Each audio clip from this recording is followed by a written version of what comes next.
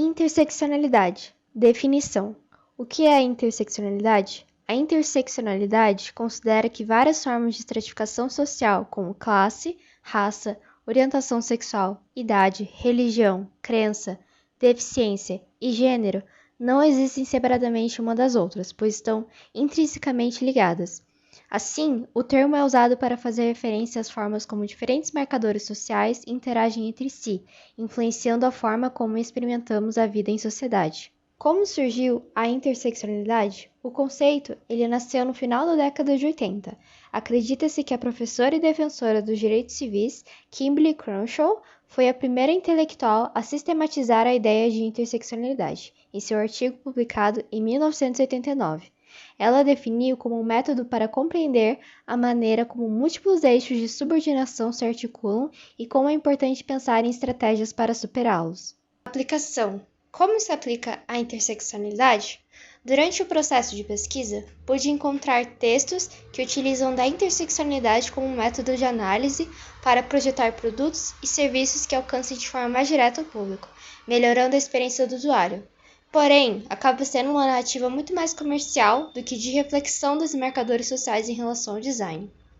E de acordo com Patricia Hills Collins, a professora e ex-presidente do Conselho de Associação Americana de Sociologia, é muito comum as pessoas se apropriarem do termo para usarem de um modo limitado e particular em seus próprios projetos.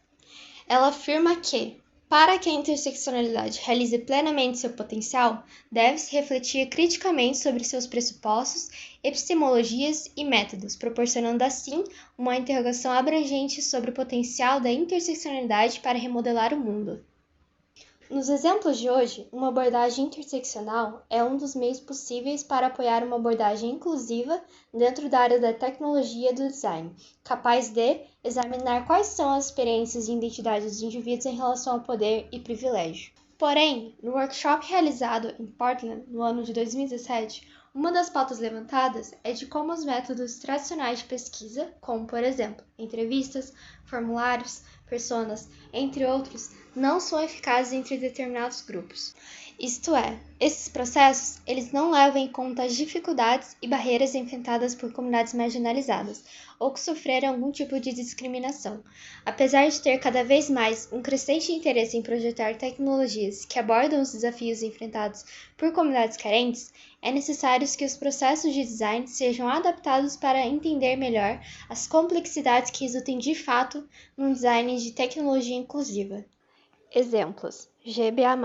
No Canadá, foi criado um método analítico que avalia como diversos grupos de mulheres, homens e pessoas de gênero diversos podem experimentar políticas, programas e iniciativas. O GBA+, utiliza da interseccionalidade para analisar fatores de identidade, como análise de presença ou não de programas e práticas inclusivas. Importância.